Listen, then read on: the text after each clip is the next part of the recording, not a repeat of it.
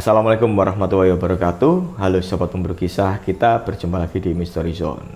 Seperti biasanya, kami berdua, saya dan Kang Surya akan membawakan satu kisah yang mana kisah ini kita dapatkan dari Pak Takim untuk hari ini ya Kang ya. Iya, Pak D. Takim ya. Pak D. Takim. Pak D. Takim ini adalah salah seorang mantan atau pensiunan PPSD istilahnya, atau tukang kebun lah kalau orang dulu itu bilang ya. Pak Takim ini menceritakan mengenai salah satu pengalaman yang misterius yang dialaminya di tahun 2000 atau 2001. Pada saat itu Pak Takim masih sehat-sehatnya, masih muda ya, masih berdinas dan masih muda. Pak Takim membagikan pengalamannya kepada kami mengenai kisah tersebut. Nah, bagaimana kisahnya nanti akan dikisahkan oleh Kang Surya. Tapi sebelumnya kita lama tidak menyapa sobat pemburu kisah ya Kang ya. Karena banyak kegiatan dan kesibukan nih Pak Jaga. Ya, semoga kisah-kisah kita selanjutnya bisa memberikan hiburan bagi sobat pemburu kisah. Sekaligus dinantikan juga oleh sobat pemburu kisah ya. Oke Kang Surya, monggo dikisahkan kisah dari Pak D. Takim ini untuk sobat pemburu kisah. Jadi Pak D. Takim ini seperti yang disampaikan Pak Jack tadi, salah satu tukang kebun Pak Jack ya. Iya. Istilahnya apa? Senior UB mungkin ya. Tukang kebun di salah satu sekolah dasar di daerah Mojokerto. Dia ini beberapa waktu yang lalu berbagi cerita tentang apa yang dia alami sekitar tahun 2000-an itu. Jadi Pak D. Takim ini bercerita tentang salah satu guru pengajar Pak Jack.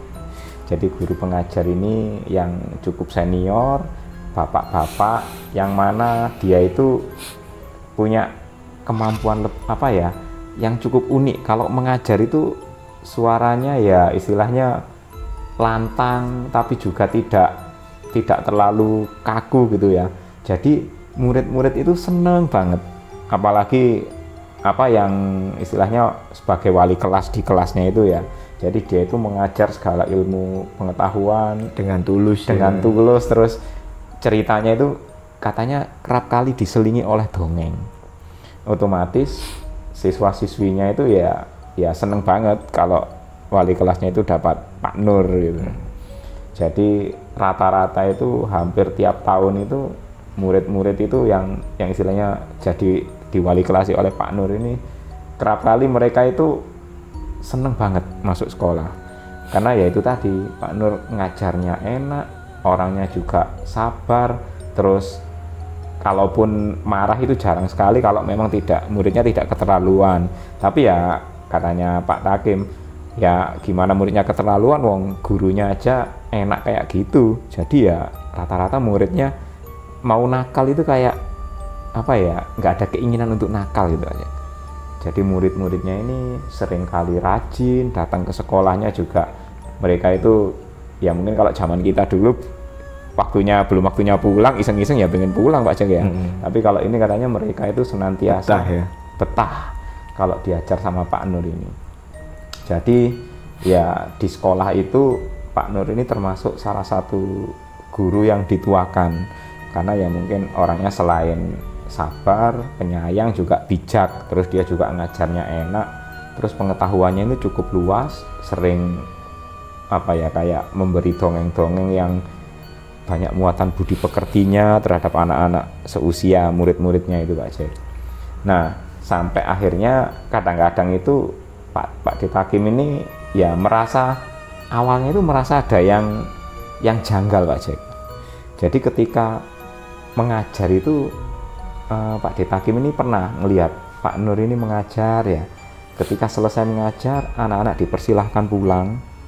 Tapi ya Pak Takim ini kok sepertinya di kelas itu masih ada anak gitu. Dia nungguin, ini kok masih ada suara-suara anak-anak ngobrol, apa anak-anak ini gak pulang. Wong jamnya sudah pulang, kelasnya sudah kosong gitu ya. Ketika dia nengok ke dalam, Ya nggak ada siapa-siapa. Loh ini tadi suaranya anak-anak ini siapa? Karena khawatirnya Pak Detaki ini merasa anak-anak kan seusia sekolah dasar itu ya istilahnya iseng-isengnya anak-anak. Jadi waktunya sudah mau pulang, mereka malah sembunyi, mainan terus ya istilahnya mungkin males pulang sehingga nanti dicari orang tuanya, khawatirnya yang nanti disalahkan pihak sekolah. Jadi ya beberapa kali dia ini merasa aneh dengan kejadian-kejadian menjelang tahun 2000-an itu kok di kelasnya Pak Nur ini ada hal-hal aneh seperti itu. Kadang-kadang di kelas ini agak janggal ya. Beberapa waktu itu ya istilahnya sudah waktunya pulang, tapi kok masih ada suara anak-anak, masih ada suara siswa, tapi dicari nggak ada gitu. Tapi ya Pak Detaki merasa oh ya mungkin istilahnya wajar lah kalau bangunan sekolahannya kan juga istilahnya bangunan sekolah yang sudah lama Pak Jack ya. Jadi dia merasa sebagai tukang kebun atau sebagai istilahnya orang yang bertanggung jawab di sana, melihat situasi, memperhatikan kondisi dari pagi sampai malam, dia itu pasti paham, pasti sadar di tempat-tempat seperti ini ya dia nggak sendiri gitu. Tapi ya mulai dulu dia bertugas di sekolah itu kok baru akhir-akhir ini dia sering merasakan seperti itu gitu. Jadi ada yang merasa anehnya itu dia di sana. Dan kejadian itu nggak terlalu dipikirkan oleh Pak Detaki sampai akhirnya Pak Jack beberapa saat, beberapa waktu kemudian Pak Nur ini nggak ngajar. Jadi Pak Nur ini katanya sakit, terus ya istilahnya sampai harus dibawa ke rumah sakit, sampai opname, rawat inap. Kemudian juga orang ini jarang banget sakit kalau katanya Pak Takim. Pak Nur itu orangnya kalau ya istilahnya kalau nggak sakit parah banget itu nggak mungkin nggak ke sekolah. Iya, nggak masuk. Tapi kali ini kok sakitnya sampai harus rawat menginap lama, berarti sakitnya agak berat gitu. Sampai akhirnya teman-teman guru menjenguk, bahkan murid-muridnya yang di kelasnya itu sampai datang ke rumah sakit jenguk Pak Nur, termasuk Pak Detaki sendiri juga sempat meluangkan waktu jenguk. Dan ya Pak Nur memang istilahnya mungkin karena sakitnya sudah cukup lama, mungkin ditahan-tahan gitu Pak Cik ya, baru ketika drop itu ya sudah pulihnya itu kayaknya berat banget, hingga akhirnya setelah beberapa lama menginap di rumah sakit Pak Nur ini meninggal. Ya otomatis satu sekolah itu sangat berduka, teman-teman guru berduka, terus murid-muridnya terutama di kelasnya Pak Nur ini sangat terpukul, sangat berduka katanya. Ya harus mereka pertama ya kehilangan salah satu guru yang paling disenangi, guru yang dituakan, terus ngajarnya enak, penyayang. Kemudian juga teman-teman guru merasa kehilangan teman yang bijak lah. Juga Pak Detaki ini merasa ya istilahnya Pak Nur itu bagi dia itu kayak istilahnya teman ngobrol yang menyenangkan gitu Pak Jack. Terus juga sering ngasih wejangan, ngasih nasihat. Jadi Pak Detaki ini merasa juga sangat kehilangan gitu. Hingga akhirnya ya ada penggantian guru baru, istilahnya harus menangani 2 kelas termasuk kelasnya Pak Nur. Yang penting proses mengajar di sekolah itu harus tetap berjalan. Nah setelah Pak Nur nggak ada itu Pak Jack, memang suasana sekolah itu sedikit berbeda gitu ya. Katanya ya anak-anak nggak seceria dulu lagi, karena biasanya mungkin walaupun bukan wali kelasnya Pak Nur itu, anak-anak yang sudah pernah diajar Pak Nur itu mesti kadang-kadang masih sering menyapa, masih salaman, masih salim gitu, istilahnya bertegur sapa dengan Pak Nur lah. Tapi sekarang beliau itu sudah meninggal, jadi ya kesedihan itu dirasakan oleh pihak sekolah. Nah yang dirasakan Pak Detaki waktu itu Pak Jack, dan juga dirasakan satu sekolah itu, kadang-kadang itu ada kejadian-kejadian janggal yang dulu awalnya dirasakan Pak Detaki seorang diri, ini juga dirasakan oleh banyak warga di sekolah, termasuk beberapa beberapa rumah atau beberapa orang yang kebetulan rumahnya itu berdekatan dengan sekolah. Jadi pada waktu itu Pak Detaki itu pernah pagi-pagi itu datang, masih habis subuh itu dia ngecek ke sekolahan, menyiapkan, membersihkan beberapa kelas. Salah satu orang yang biasanya sering lalu lalang melewati jalan depan sekolahan itu, karena dia kerjaannya kan ke pasar Pak Cek ya. Jadi dia itu biasanya sebelum subuh itu pasti sudah lewat sekolahan itu. Dia itu berkata sama Pak Ditakim, Pak, aku tadi bingung kok di halaman kelas ini kok ada anak-anak gitu. Emang ada persami atau apa loh? Nggak ada ya Pak. Lah ini kan bukan hari Sabtu Minggu, ini hari-hari biasa. Mana ada anak SD persami, wong kita nggak ada kegiatan. Tak pikir ada anak-anak menginap. Kok tadi itu ada beberapa anak itu di halaman sekolahan dan itu masih belum subuh. Pak Ditakim, wah saman salah lihat paling. Loh enggak, saya lihat sendiri. Jumlahnya berapa? Enggak tahu, pokoknya saya lihat ada beberapa katanya gitu. Pak Ditakim nggak peduli. Paling ya salah lihat sampean. Waduh, ya enggak tahu wis. Pokoknya saya tadi tak pikir ada anak-anak yang kemah, ada kegiatan di sekolahan. Kok tumben biasanya nggak pernah ada kemah di halaman sekolah, kok hari ini ada kemah tadi pagi.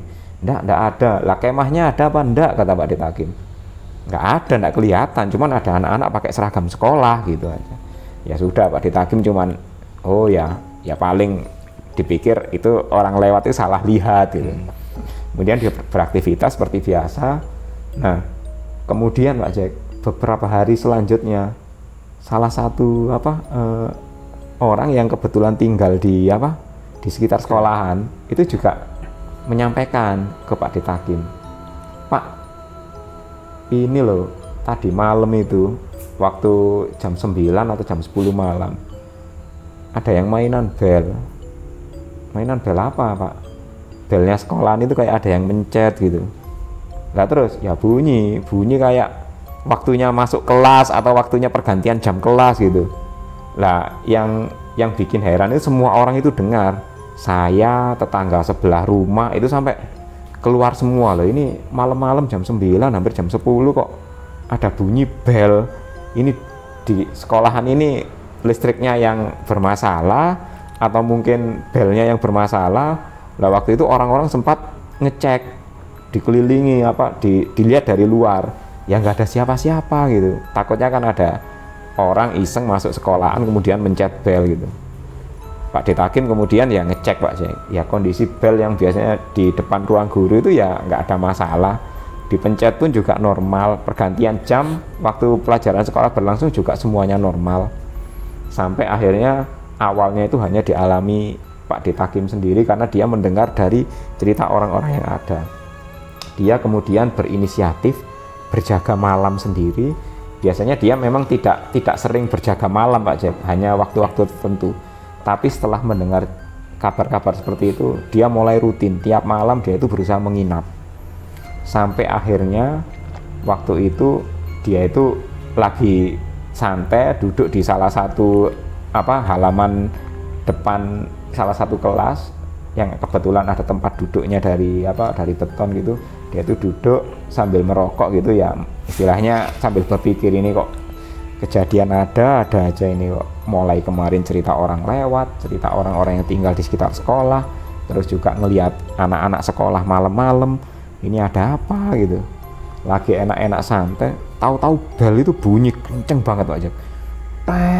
Langsung wah kaget Pak Ditakim. Dia langsung loncat lari menuju posisi di mana titik saklar bel itu dibunyikan.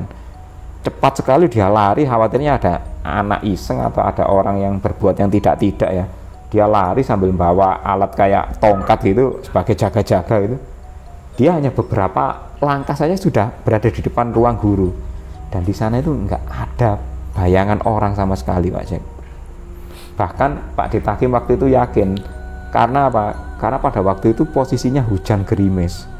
Jadi kalau misalkan ada orang yang berada di selasar, dia itu lari keluar dari selasar, atau mungkin dia baru datang, pasti di depan selasar itu di lantainya selasar kelas itu pasti ada bekas jejaknya. Karena Pak Ditakim sendiri itu lari itu pakai alas kaki itu juga jejaknya ada, agak basah-basah gitu. Lah ini kok nggak ada jejak sama sekali. Lah ini yang mencet ini siapa? Atau jangan-jangan mungkin kabarnya korslet, khawatirnya gitu. Sampai akhirnya kejadian itu berlangsung lama, dan waktu sekolah pun bel kadang-kadang berbunyi bukan pada waktunya. Sampai guru-guru istilahnya guru-guru pengajar yang ibu-ibu guru ini sampai takut Pak Jack. Jadi mereka itu merasa, aduh belnya kok bunyi sendiri. Dan Pak Detakim sebenarnya sempat manggil salah satu orang listrik untuk mengecek kondisi bel dan mengecek kondisi kabel yang ada. Semuanya normal, nggak ada masalah. Hingga akhirnya karena saran beberapa guru, ya sudah kita nggak pakai bel listrik lagi, kita pakai bel manual aja yang pakai apa kayak alat dari besi klonengan itu kan ya. Karena memang punya alat itu dan itu jarang dipakai. Ini sama Pak Detakim, alat itu dikeluarkan lagi, dipasang, jadi tanda masuk kelas, tanda istirahat, tanda jam itu ganti klonengan. Khawatirnya ya itu tadi, bel tahu-tahu bunyi bikin orang terkejut padahal belum waktunya, nggak ada yang mencet gitu. Akhirnya Pak Detakim sama guru-guru sepakat, ya sudah kita belnya ganti klonengan gitu aja. Nah setelah itu dipasang dan listrik dimatikan untuk yang saklar belnya itu, ya mereka merasa tenang, wis anak-anak sekarang kita semua pakai ini aja ya. Semua hanya satu sekolahan sepakat, jadi murid-murid juga nggak keberatan. Dan akhirnya kegiatan berjalan seperti normal hanya beberapa hari katanya. Jadi Pak Detakim ini katanya ya itu sudah normal tapi hanya beberapa hari. Nggak lama kemudian pas waktu itu anak-anak mau sekolah, mau pulang sekolah katanya, itu kan harusnya ada petugas yang membunyikan bel untuk waktu pulang Pak Jack ya. Lah pas salah satu guru mau membunyikan klonengan untuk waktu jam pulang itu, tahu-tahu belnya yang listrik itu bunyi lagi Pak Jack. Gitu. Orang-orang satu sekolah langsung keluar semua Pak Jack, murid-muridnya katanya keluar semua, sampai heran loh. Ini listriknya sudah diputus kok bisa bunyi lagi gitu. Akhirnya orang-orang ya istilahnya, wah ini pasti ada yang nggak beres ini. Ya akhirnya dengan guru-guru termasuk Pak Detakim ini ya sepakat istilahnya minta izin ke kepala sekolahnya, ya mungkin perlu ada sesuatu penanganan yang non teknis di sini. Nah kebetulan kepala sekolah itu ya sudah, nanti saya punya saran, kita tanya kayak sesepuh kampung sini aja, mungkin ya ada sesuatu yang harus dibenahi entah di bagian mana gitu. Akhirnya disepakati kalau beberapa guru nanti perwakilan akan sowan ke salah satu sesepuh kampung di situ. Kebetulan Pak Detakim ini kenal dekat dengan sesepuhnya karena masih dianggap familinya Pak Detakim katanya. Datanglah ke sana, diantar sama Pak Detakim. Sampai di sana mereka bercerita kejadian yang dialami, dan sesepuh itu yang masih pamannya Pak Detakim ini sempat cerita, ya saya sudah tahu sebenarnya itu enggak apa-apa, enggak ada masalah, coba nanti saya komunikasikan, katanya komunikasi dengan jalur khusus mungkin Pak Cek ya. Katanya dia itu cerita sebenarnya yang ada di sekolah itu tidak ada maksud untuk mengganggu, itu hanya anak-anak dalam tanda kutip, jadi anak-anak yang mungkin ya anak-anak yang tak kasat mata gitu mungkin Pak Cek ya. Lah sesepuh ini sempat cerita sebenarnya dulu itu waktu Pak Nur ngajar, karena mungkin Pak Nur ini orang yang istilahnya baik, bijak, dan istilahnya sungguh-sungguh mengajar Pak Cek ya. Di antara murid-muridnya itu ada beberapa murid yang memang tidak kasat mata. Tidak kasat. Jadi istilahnya mereka itu juga ikut ya belajar sama Pak Nur itu. Jadi ya entah apa yang dipelajari oleh mereka ini ya kita tidak pernah tahu, Pak Detakim juga nggak pernah tahu. Tapi yang penting beberapa itu mereka itu mengikuti apa yang disampaikan oleh Pak Nur, entah itu dongeng, entah itu pelajaran budi pekerti dan lain sebagainya. Mereka itu ya dengan sabar mengikuti apa yang dibawakan oleh Pak Nur. Jadi ya mereka itu ya anak-anak yang tidak terlihat itu tadi, hingga akhirnya ketika Pak Nur sudah berpulang, ya mereka itu mungkin masih betah ada di sana. Mereka itu ingin merasakan waktu masih sebelum-sebelumnya, sehingga ya itu tadi mereka mainan bel, mereka malam-malam juga beraktivitas di sana. Terus juga ya istilahnya mungkin bagi mereka itu adalah sesuatu yang biasa, tapi bagi warga sekolah mungkin merasa terganggu. Akhirnya setelah diberi penjelasan seperti itu, pamannya Pak Detakim ini sesepuh desa itu kemudian juga melakukan ritual doa bersama, kemudian dia juga pada waktu tertentu hari yang disepakati minta izin ke kepala sekolah ya untuk melakukan kegiatan sendiri di sekolahan itu, ya istilahnya mungkin berdoa atau apa gitu ya. Dan itu sudah dilakukan, nggak lama kemudian barulah dia menyatakan bahwa ya mereka mungkin masih tetap ada di sini, tapi sudah aktif, mereka sudah tidak janji tidak akan mengganggu lagi. Kalaupun tetap ada di sini ya tidak masalah, biarkan, karena mereka tinggalnya itu tidak di dalam sekolahan, ya istilahnya ada di salah satu sudut sekolah yang memang itu katanya tempat mereka itu tinggal. Jadi setelah ada ritual itu Pak Jack, kemudian doa bersama, ya istilahnya kejadian-kejadian aneh itu nggak lagi berlanjut.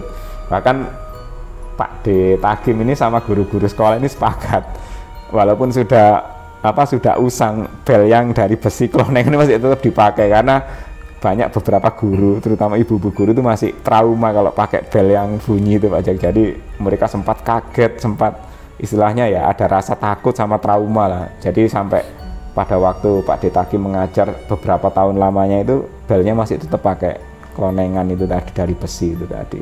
Jadi ya itu yang di bagian Pak Detakim tentang salah satu kenalan, salah satu bapak guru yang demikian demikian tulus ngajar sampai nggak tahu ternyata yang ikut pelajarannya nggak hanya anak-anak sekolah aja Pak Jack, tapi juga sosok-sosok yang lain yang mungkin istilahnya mengikuti dengan apa yang diajarkan oleh Pak Guru itu tadi. Jadi itu yang dibagikan oleh Pak Detakim. Iya mungkin Kang ya, karena ketulusannya Pak Nur ya dalam mengajar ini menarik juga dari berbagai macam istilahnya golongan kan. Ya. Terima kasih Pak Takim atas berbagi kisahnya dengan kami. Untuk Sobat Pemburu Kisah, jangan lupa terus dukung kami dengan like, share, serta tinggalkan komentar di bawah.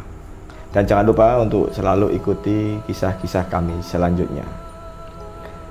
Assalamualaikum warahmatullahi wabarakatuh. Bye-bye.